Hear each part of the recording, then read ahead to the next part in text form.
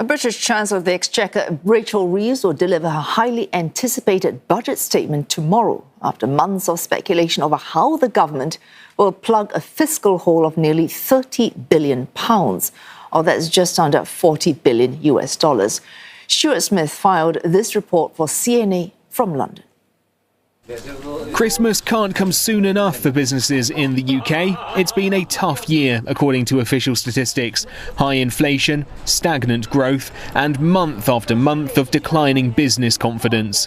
At this family-owned sandwich bar in central London, they're feeling the pinch, both from nearby office workers trying to save every penny and suppliers raising prices. Sometimes I see in the streets, I say, "Oh, you've been on holidays." They say, "No, I've been cooking at home. I've been cooking at home and bringing my food here." Because it's for everybody the problem. Up the road, sedentary demand has been a problem all year. There is a drop in footfall since towards the end of last year, which continues throughout this year, between 25 and 30%. To balance the books, Britain's Finance Minister, Chancellor Rachel Reeves, needs to save tens of billions of pounds in public spending or raise taxes, or realistically do both. But what she'll do and how she does it have been a matter of speculation for months. At one point, the government appeared to be hinting it would break its election promise not to raise taxes for working people. And while it now appears to have backtracked on that, its apparent indecisiveness spooked bond markets and left investors, businesses and households wondering if income tax isn't going to make up the spending shortfall, then what is? Ideas range from changing the pension rules, taxes on expensive homes, and pay-per-mile charges on electric vehicles. Or maybe income tax thresholds will remain frozen for a few years more, meaning as salaries and pensions increase, more people will be dragged into paying tax or paying tax at a higher rate. The Chancellor last week said the budget leaks were not acceptable and sought to quell speculation.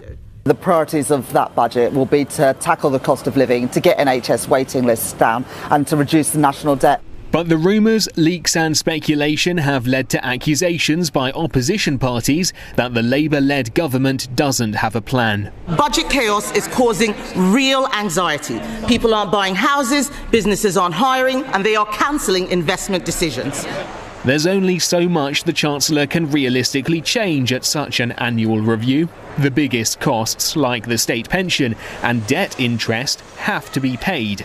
Others, like welfare payments and healthcare, are extremely politically sensitive to tweak. And global factors like the cost of energy are tricky or impossible to counteract.